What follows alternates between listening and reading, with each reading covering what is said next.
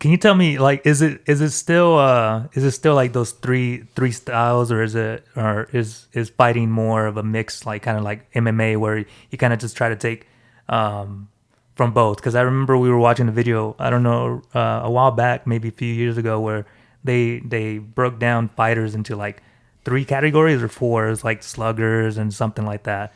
And I don't know, is that still a thing? I feel like there's a bunch of styles and you just pick and choose. Like people say like he's a counter puncher, Yeah, that was one. he's a brawler, but I feel like there's a mix. There's not You're not just one thing.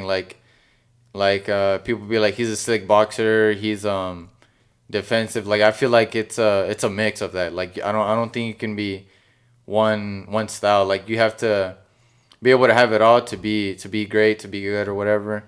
Like some fights, like I've only had 11 amateur fights, and I feel like even during the fight you got to make adjustments. Like for example, if a guy's a good boxer and you're trying to box him but he's outboxing you, then I'm gonna switch it up and I'm gonna put pressure, see if you can take that pressure and I can break you with the pressure.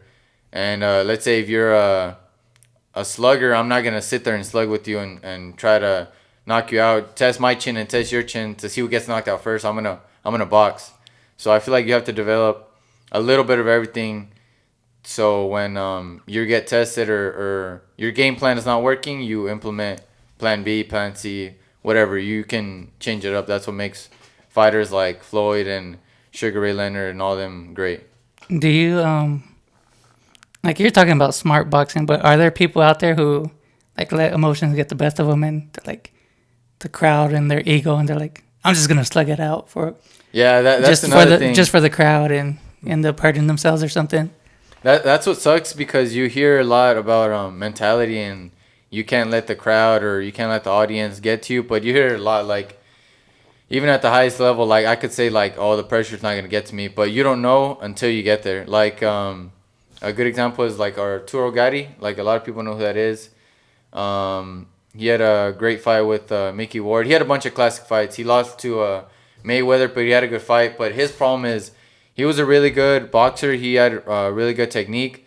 But as soon as the crowd started roaring, he would sit there and trade with you.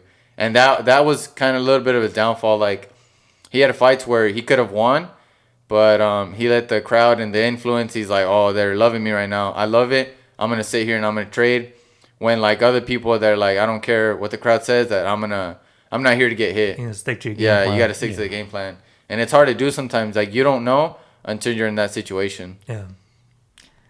Damn, man, that sounds, yeah. Everybody has a plan until you get punched in the face. Exactly. Yeah. Exactly. That's true. That wasn't part of my plan. You're going against the script, man. Yeah. What are you This ain't doing? supposed to happen to me.